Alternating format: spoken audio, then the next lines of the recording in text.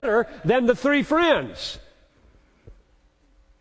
So, that's what we want to do in these next few minutes. Now, these fellows break out of their silence because of Job's breaking out of his silence in a way that really makes them upset.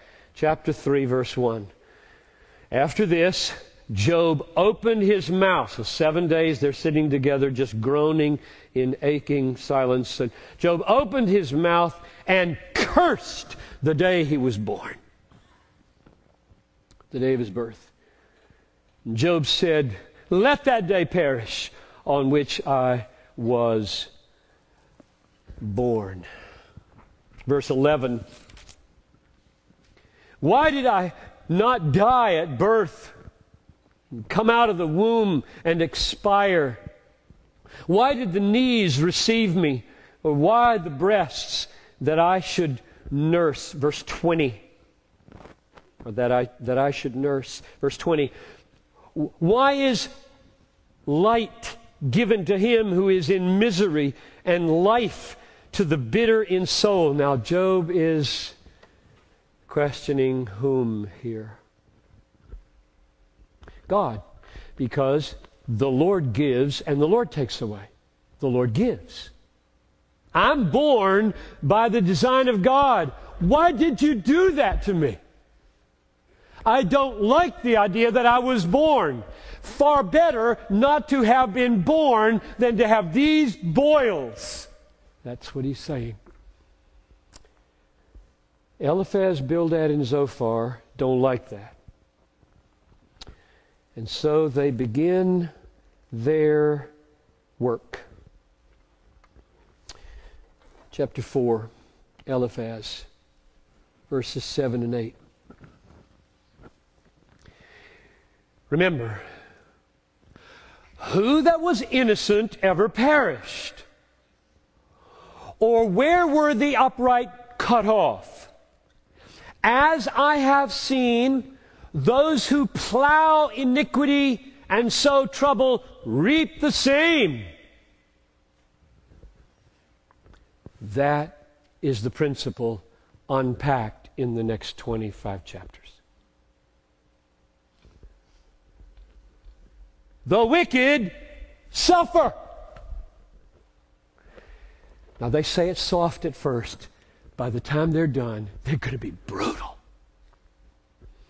Shows you where an inadequate theology will take you.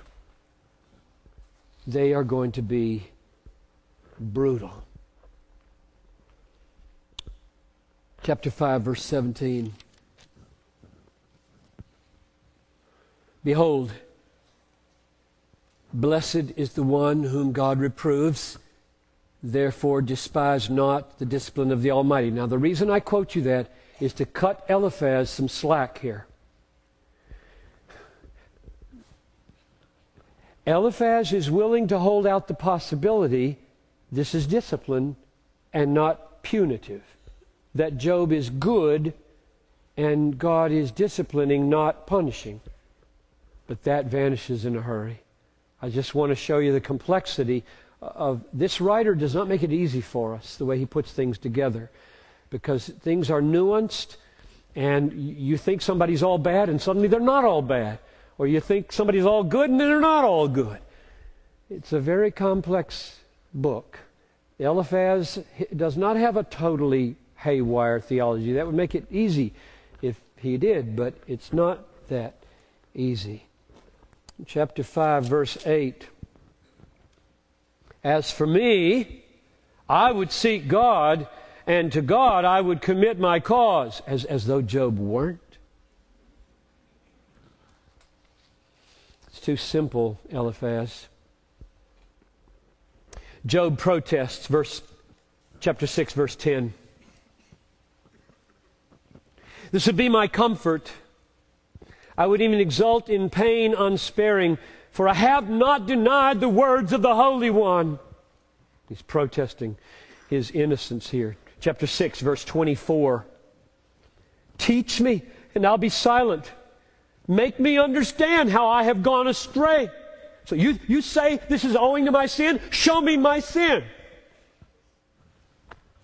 He was an upright man. He was blameless. He feared God. He turned away from evil. His reputation throughout the land was, this is a good man. Show me my sin. Bildad comes in now and responds in chapter 8, verses 3 and 4. Does God pervert justice, or does the Almighty pervert the right? If your children have sinned against Him, He has delivered them into the hand of their transgression. And I put an exclamation point in my margin way a long time ago. I thought, can you talk like that to this man? God killed them because they sinned. Maybe.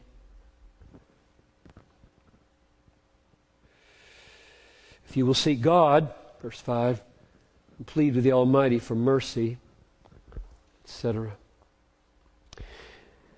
Job responds that this is the party line, and he's about tired of it.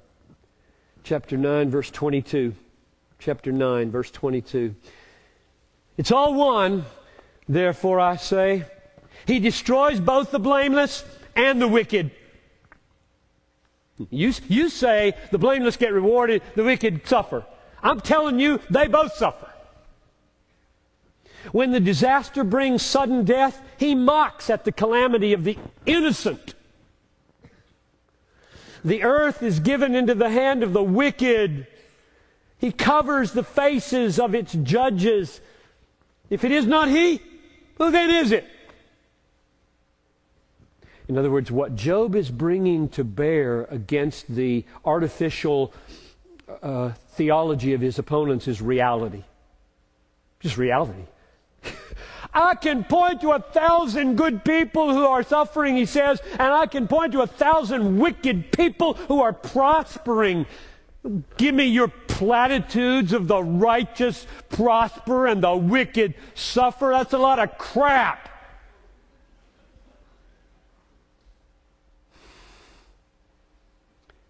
And so is the contemporary prosperity theology. Because that's what this book is about.